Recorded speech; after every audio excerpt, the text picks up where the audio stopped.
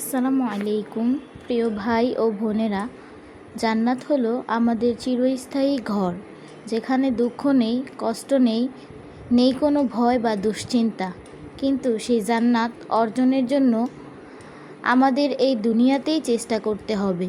মহান আল্লাহ কুরআনে বলেছেন, যারা ঈমান আনে ও সৎকর্ম করে তাদের জন্য জান্নাতের সুসংবাদ রয়েছে।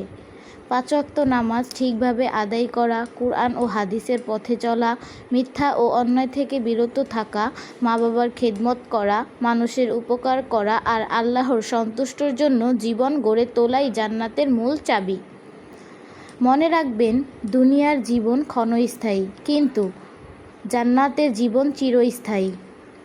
তাই আজ থেকেই আমরা সবাই প্রতিজ্ঞা করি, আল্লাহর আদেশ মেনে চলব এবং জান্নাতের পথে হাঁটব ইনশাআল্লাহ।